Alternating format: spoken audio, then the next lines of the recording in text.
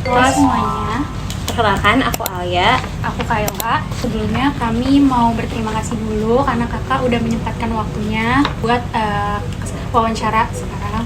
Sebelumnya boleh perkenalkan diri dulu, terus kakak posisinya apa dan di agensi apa? Oke, halo. Nama aku Agni. Aku sekarang senior account eksekutif di Ogilvy. Oke, jadi tujuan wawancara hari ini kita mau tanya-tanya tentang posisi account eksekutif dari praktisinya langsung. Jadi kita langsung masuk ke sesi pertanyaannya aja ya.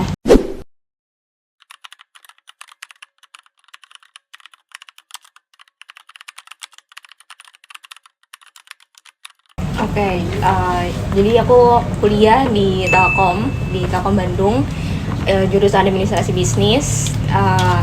Karena waktu itu lulus tuh pada zaman COVID, jadi ya dapat kerja seadanya, dapat di startup software as service SaaS, tapi nggak lama. Abis itu aku pindah ke FAB, salah satu grup lokal agency pada masanya. Abis itu aku pindah lagi ke Unilever Studio dan sekarang ke Ogilvy.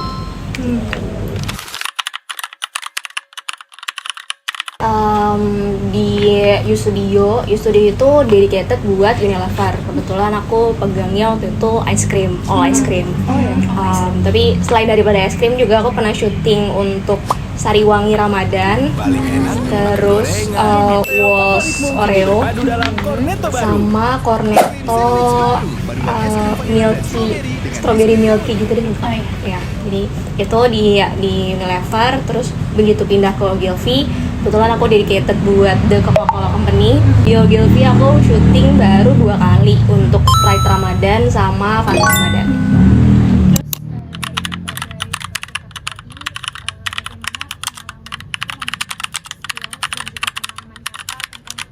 Karena aku kuliahnya di bisnis, nggak terlalu paham ya. Kan maksudnya teman-teman kan e-com ya, jadi mungkin lebih ada teorinya lah gitu. Cuman begitu masuk ya udah kita learning by doing aja.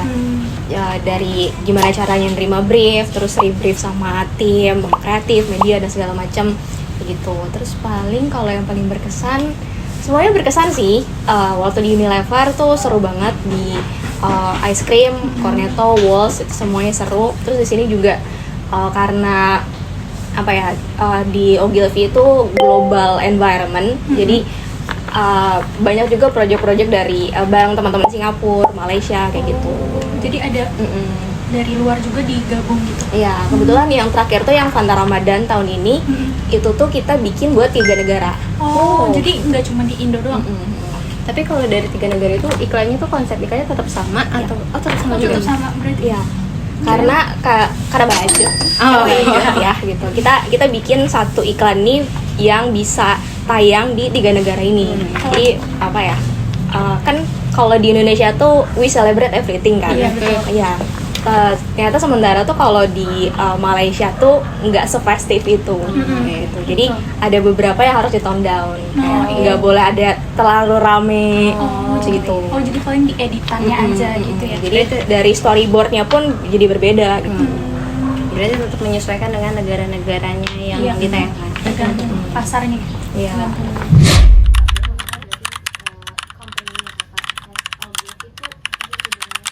Jadi Ogilvy itu under WPP environment. WPP itu kayak mother company-nya, isinya banyak. Salah satunya ada WPP kreatif, salah satunya juga ada Ogilvy. Jadi WPP kreatif itu isinya banyak, ada VML, Bates, ya Ogilvy juga gitu. Itu sih kalau misalkan Ogilvy-nya sendiri kayak gitu. Dan kebetulan tuh kalau di The Coca-Cola Company kita ada satu environment sendiri namanya Studio X gitu. Jadi si Studio X ini tuh kayak one stop shopping lah buat teman-teman brand. Jadi kita udah ada kreatif, media, production, KOL, semuanya udah sama kita gitu.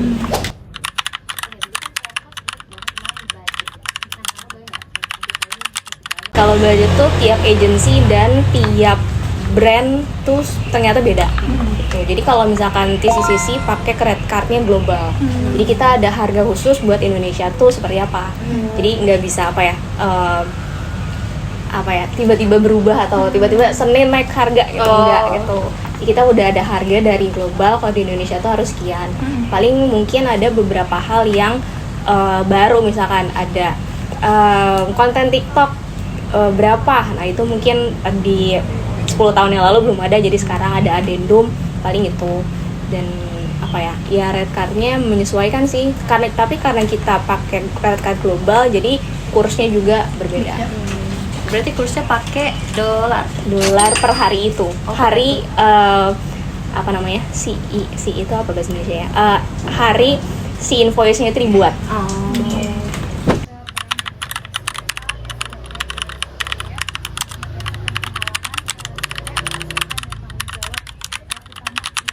Khususnya di Ogilvy, account Ogilvy itu jadi integrator semua warga OpenX. Jadi ya dari media, production, QOL gitu, kita jadi lead integratornya. Jadi kurang lebih kita harus memahami at least teman-teman yang lain tuh mau ngapain gitu. Jadi kita jagain brand guideline, jangan sampai keluar dari brand guideline. Jadi pasti dari brand tuh ada aturan-aturan sendiri. Kayak misalkan harus ada legal line. Terus misalkan nggak boleh ada anak kecil kayak gitu. Kita yang jagain itu. Terus biasanya juga kalau dari global tuh ada namanya toolkit, jadi kayak brand book. Tiap campaign tuh berbeda brand booknya, dan itu juga kita harus jagain gitu. Jadi biar semua pihak tuh patuh lah sama si brand book itu. Jadi kita jagain brand identity-nya biar tetap selaras gitu.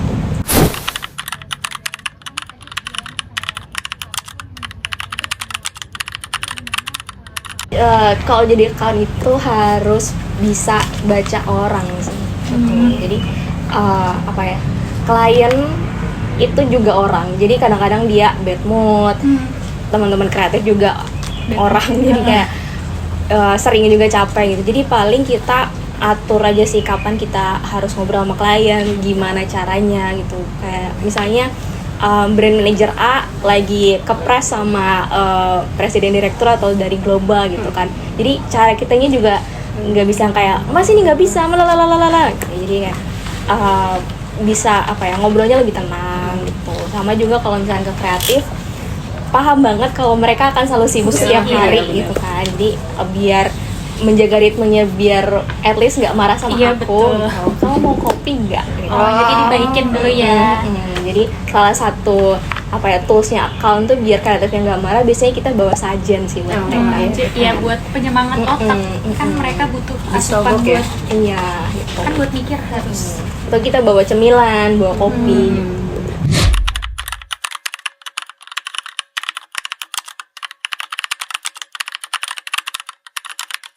Ya cuman harus dipisahin sih, ya it just work gitu, bukan personal. Iya gitu. Jadi ya udah, kalau kita berantem marah-marah, kita berantemin projectnya gitu kan. Kayak aku nggak marah sama kamu gara-gara aku nggak suka sama kamu gitu, tapi mungkin idenya bisa kita apain, kita bisa tweak atau bisa lebih efektif nih gitu. Jadi ya need to keep that in mind kalau ya it just work. Iya.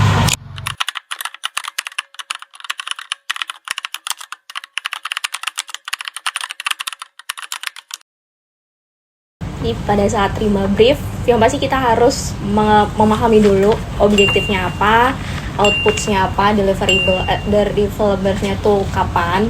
Dan biasanya kebetulan kalau di TCCC itu udah lengkap semuanya. Jadi dari latar belakangnya apa, terus juga kebayangnya tuh brand mau kayak apa gitu. Terus dari budget dan timeline juga mereka udah put di situ gitu. Jadi kita pahamin dulu itu. Kalau misalkan pada saat kita terima brief masih ada pertanyaan, kita diskusiin dulu sama teman-teman Studio X. Dari kalian ada pertanyaan juga nggak? Gitu. Jadi habis itu kita Q&A bareng aja sama si kliennya. Habis itu baru kita bikin project plan. Project plan tuh tanggal-tanggalnya. Jadi kapan check-in 1, kapan check-in 2, sebagainya gitu.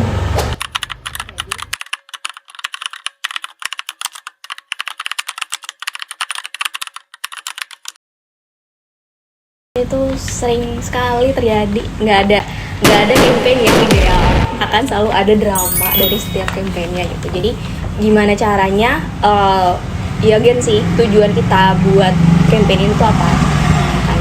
Jadi yang pasti deadline-nya tuh kapan, si iklan ini harus keluar kapan, tayangnya kapan gitu. Jadi mau nggak mau ya udah kita beranteminnya di situ aja. Jadi kalau misalkan mau ada perubahan dan ternyata tuh ada pengaruh sama timeline, kita harus ngomong sama brand gitu. Ini ya kalau dari kita sebagai agensi boleh aja mau diganti, mau diapain terserah.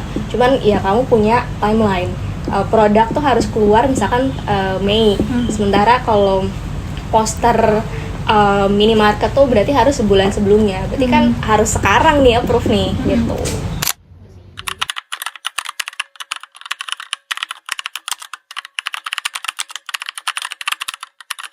Oke, itu lebih ke personal approach mungkin ya. Jadi mungkin setiap account tuh punya cara-cara yang beda gitu. Kalau caranya aku ya aku ajak ngobrol gitu.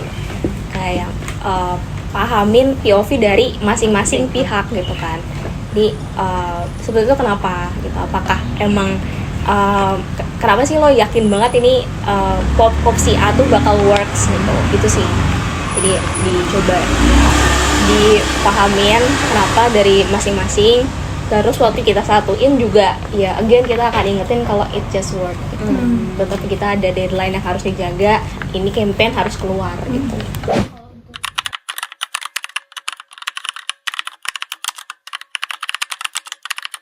Ya sama sih mungkin. Jadi gimana cara kita how we deliver the message and then how we receive their answer juga sih. Tuh. Jadi ya cara ngomongnya ya terutama kalau orang-orang media tuh mungkin berbeda ya karakternya gitu kan. Jadi ya udah kita coba pahamin, kita coba ngomong pakai bahasa media gitu.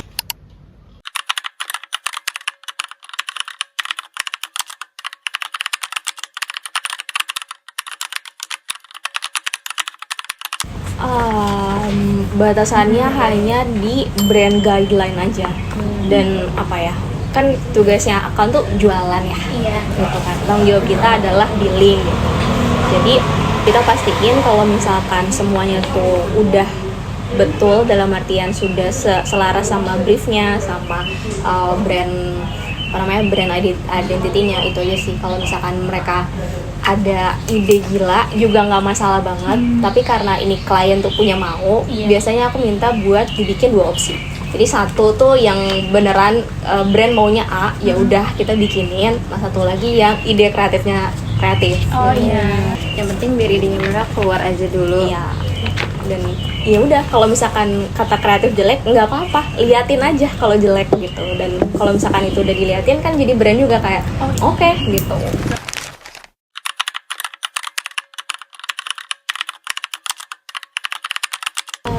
Ritmenya mungkin lebih ke cara kerja dan cara ngomong mungkin ya. Tuh, dan enggak ya maksudnya orang kan beda-beda. Ada juga dia tipe kan yang pintar dalam artian dia emang pintar secara personal tapi dia susah untuk ngelihat kayak gitu. Jadi ya itu sih paling cari ritme yang cocok aja. Teman-teman kreatif juga mungkin punya kreativitasnya masing-masing, enggak masalah. Jadi kita ya somehow we just need to work it out aja.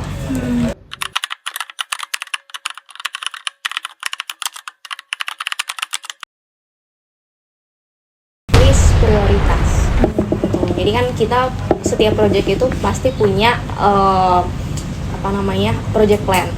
Kita lihat dulu deliverables-nya itu mana yang paling dekat, atau deliverables-nya mana yang paling dekat, mana yang paling susah.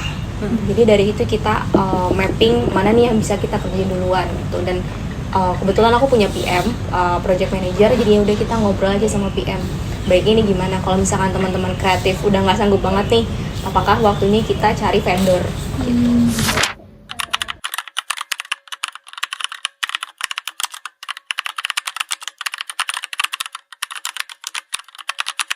Contohnya mungkin ya Fanta Ramadan yang kemarin aja mungkin. Jadi dari global tuh maunya prolonging the night, tapi tuh agak gak jelas dalam artian dia pengennya tuh pagi siang sore tuh produk gue harus di situ.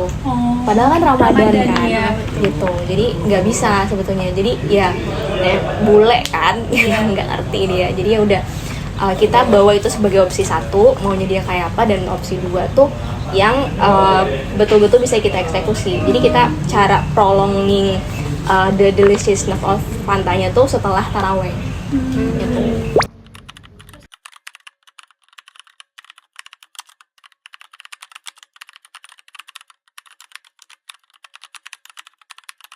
Caranya bernafas sebenarnya ya kan, kita nafas dulu. Kalau misalnya udah terlalu heated nih, kayak yaudah ya take 5, kita ngopi dulu, kita ngapain dulu, kita jajan dulu, baru kita ngobrol lagi gitu. Jadi yaudah take a step back, kayak ngapain gue mencak-mencak di sini, capek, kita nafas dulu aja. Tetap kayak ya udahlah, ini juga kerja gitu ya. Gitu.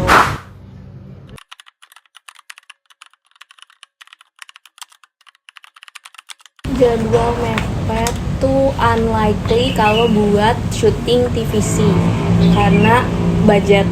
Pasti kalau jadi syuting video tuh kan sekarang udah ada banyak ya, ada ya buat placement di TV, ada juga placement di sosial aja, atau placement ya udah TikTok, maksudnya vertikal aja gitu.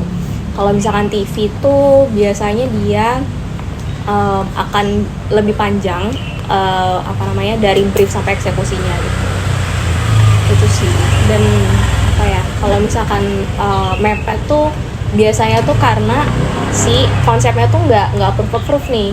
Jadi ya karena again banyak banget pihak, jadi itu lama. Ya tapi ya again kita harus ingetin, kita punya deadline, kita punya tanggung jawab lah buat ngeluarin iklan itu kapan gitu. Jadi ya udah kita terus-terusan ingetin nama brand. Ya kalau misalkan ini nggak approve by bulan ini, dan ini produksi kita akan terlalu mepet loh. Nanti di post pro-nya akan terlalu dar-der kan, lebih bahaya ya gitu.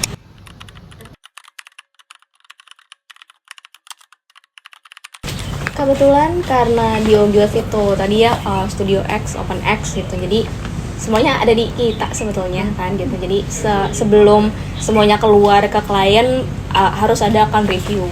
Jadi dari konten, dari media apa segala macam harus account review dulu.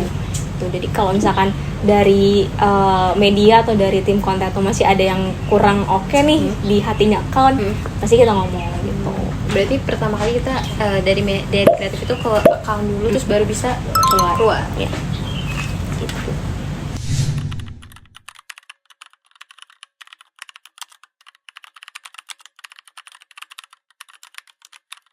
Oke, selain mungkin technical skills yang ya I believe you guys belajar di kelas ya kan, itu perlu juga skill buat komunikasi, baca orang lebih baik sih gitu. Jadi ya again semua pihak tuh juga orang, kita harus paham bahasanya mereka. Lagi kalau misalkan orang-orang media banyak yang lebih tua misalkan, atau enggak teman-teman agensi banyak yang lebih muda, kita harus menengahi tuh dua generasi ini, gimana cara ngomongnya gitu. Berarti harus lebih kayak perasa gitu ya kalau jadi RE. Ya selain daripada yang tadi technical things, harus pinter, harus bisa baca data apa segala macam gitu.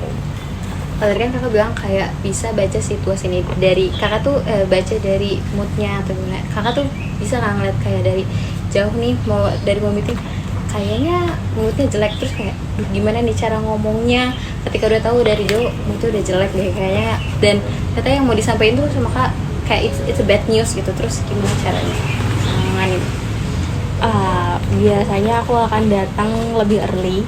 Kalau misalkan dia nggak sibuk, ya makan siang dulu atau apa gitu. Jadi cek ombak lah gitu kan. Tapi kalau misalkan dia sibuk,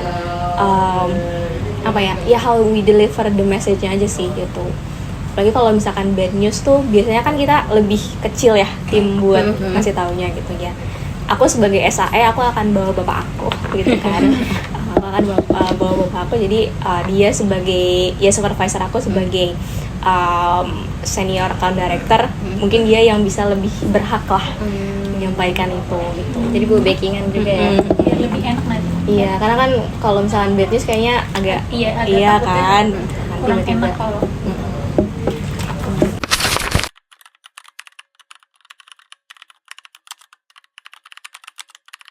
Mungkin gimana cara kamu ceritain projectnya sih? How you handle those project? Misalkan mungkin kalau misalkan kuliah juga ada kayak klub-klub broadcast mungkin ya broadcast atau ya media apa mungkin itu bisa diceritain gitu. Dan kalau misalkan maunya jadi account media ya udah waktu pengalaman syuting broadcasting buat YouTube-nya kampus misalkan yaudah itu aja yang diceritain Pengalamannya ya.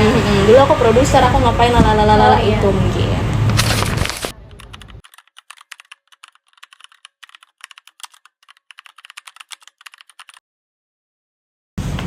Poin plusnya seru banget dalam artinya Kak sebagai account tuh jadi luas gitu kan pandangannya. Kita ya, terutama kalau jadi integrator di Ogilvy itu kita lihat ya kreatif, production, media, on ground activation, event kayak gitu. Kita lihat semuanya itu seru banget gitu. Tapi juga kita capek banget. Iya. Aku pernah syuting 24 jam nggak tidur gitu. 24 jam nggak tidur. Jadi ya waktu syuting Ramadan itu tuh jadi satu minggu kita full production, syutingnya dimepetin 1 hari. Jadi ya 22 jam lah sebetulnya. 22 jam, jadi dari pagi buta sampai pagi buta lagi tuh tetap di lokasi syuting. Terus besokannya kita ada photoshoot 2 hari, dua-duanya baru beres jam 12. Gitu habis itu ke kantor, ada beberapa meeting ya gitu deh. Kalau lagi ininya lagi peak. Terus kalau kayak gitu tuh dari Ogilvy tuh ada tricks gitu nggak sih kayak oh lu capek nih, oke deh gue kasih apa, kalau budget buat makan di luar atau budget buat message atau apa gitu. Kita ada taksi kantor. Kita ada taksi kantor kalau misalkan apa ya lembur itu kita bisa in lieu ganti hari. Gitu. Jadi kalau misalkan ada event weekend gitu kan Coca-Cola sering banget ada event di Taman Literasi di Blok M kan. Gitu. Jadi udah kita nanti masukin ke sistemnya kita Sabtu Minggu kerja nih gitu. Jadi bisa ada apa ya ganti hari 2 hari. Jadi free-nya nih.